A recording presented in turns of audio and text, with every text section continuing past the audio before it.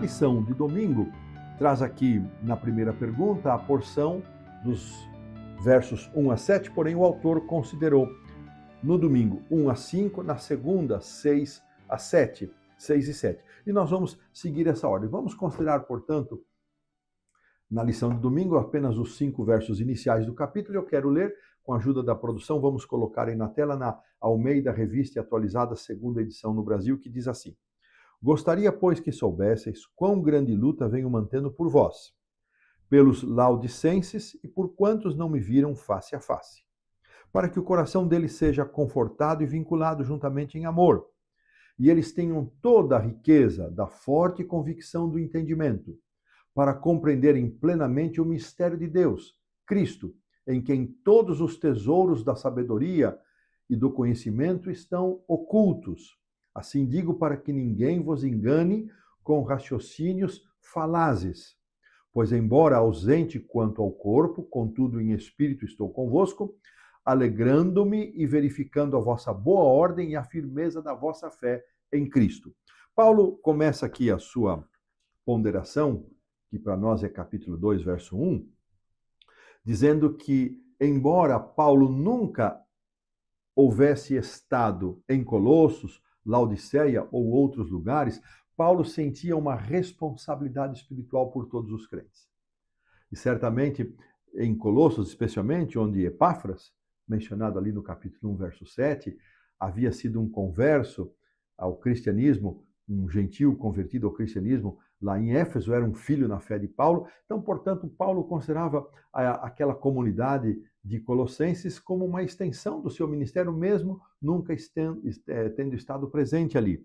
E Paulo diz que ele mantinha uma luta, ou seja, ele intercedia, Paulo orava, Paulo se preocupava, não só pelos colossenses, mas também pelos laodicenses e por tantos outros que ele não tinha tido o privilégio de conhecer.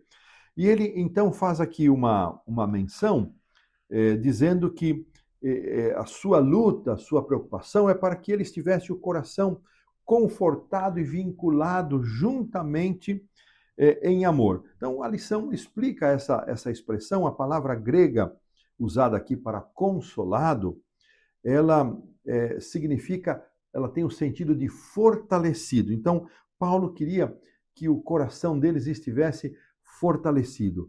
Paulo queria ajudar os colossenses a reconhecer que pessoas estavam ali, se diziam cristãs, mas estavam ensinando falsos ensinos. E Paulo também tinha o interesse de uni-los no amor cristão. Então veja, o objetivo de Paulo está dito aqui no versículo 2, né? Ele queria que eles estivessem fortalecidos, estivessem firmes e unidos em amor, para que pudessem desfrutar de toda a riqueza que era encontrada em Cristo Jesus. E aqui Paulo diz, esta riqueza, ele define como forte convicção do entendimento, forte compreensão, para compreenderem plenamente o mistério de Deus. E ele diz Cristo. Bom, Paulo volta à menção ao mistério. Nós já vimos que o mistério de Deus não era algo oculto, escondido, mas mistério de Deus é aquilo que Deus se propôs a revelar,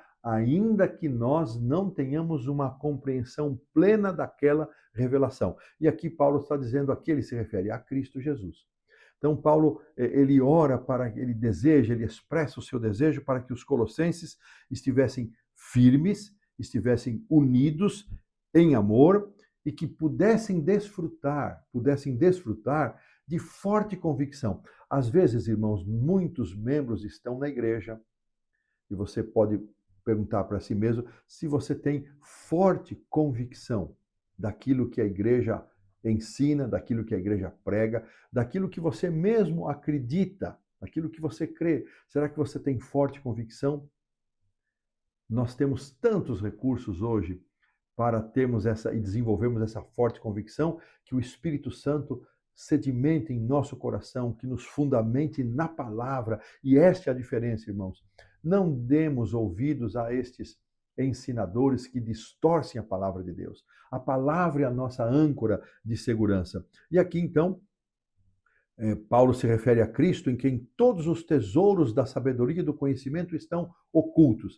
Esta expressão, ora, se é mistério está oculto, mas o pastor acabou de falar que mistério não é algo oculto, é algo revelado. Bom, a melhor tradução, o melhor entendimento é em quem Cristo, em quem todos os tesouros da sabedoria e do conhecimento estão armazenados. É em Cristo que estão armazenados, estão escondidos, não para não serem achados, mas estão escondidos no sentido de armazenado. Em Cristo nós temos compreensão de tudo aquilo que nós precisamos para a nossa vida espiritual.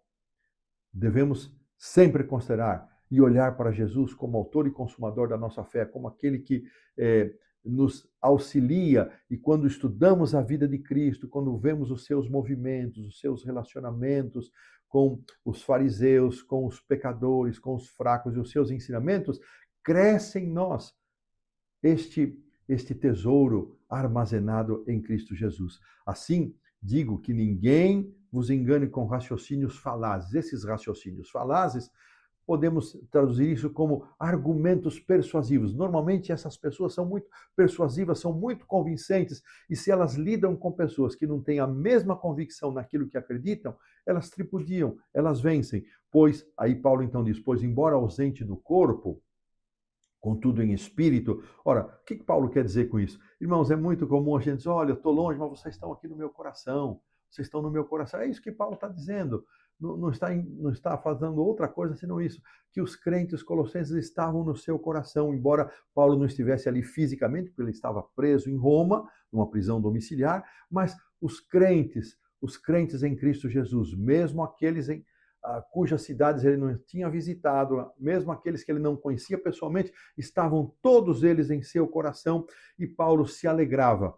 Paulo se alegrava em ter notícias, possivelmente levadas por Epáfras, de que estes crentes, a despeito destes falsos ensinadores e falsos mestres, estavam lutando para permanecer firme em sua convicção, firmes no evangelho que haviam recebido, firmes na fé em Cristo Jesus. E desta maneira, nós colocamos assim um ponto final na lição do domingo.